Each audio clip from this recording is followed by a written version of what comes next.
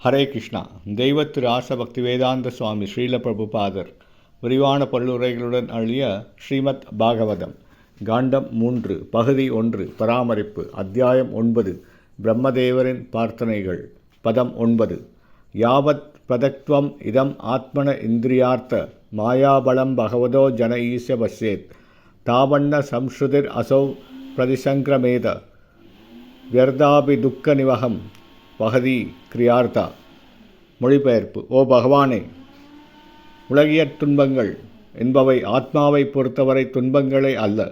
ஆயினும் மேலும் பந்தப்பட்ட ஆத்மா உடலை புலனின்பத்திற்கானது என்று எண்ணும் வரை அவன் உமது புறச்சக்தி என்னும் மாயையினால் பாதிக்கப்பட்டு உலகியற் துன்பங்கள் என்னும் வலையிலிருந்து மீளவே முடியாது. பொருளுரை.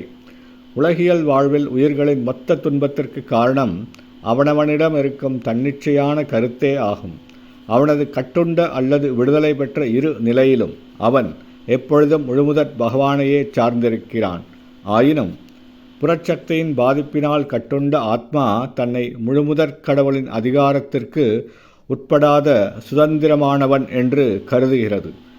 அவனது உணர்வுபூர்வமான நிலை என்பது பரம விருப்பத்திற்கு இசைவாக அவன் இணைவதே ஆகும்.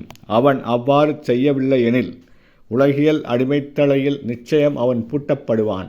பகவத்கீதையில் பிரஜஹாதி யதா காமான் சர்வான் பார்த்த மனோகதான் என்று குறிப்பிடப்பட்டிருக்கிறது. இதன் பொருள் மனம் உருவாக்கும் கற்பனை திட்டங்கள் அனைத்தையும் அவன் விட்டுவிட வேண்டும் என்பதாகும். பரம விருப்பத்திற்கு உயிர் தன்னை இணைத்து கொள்ள வேண்டும். இதுவே அவனை உலக வாழ்வில் தலையிலிருந்து விடுபடுவதற்கு உதவுவதாகும். ஹரே கிருஷ்ணா.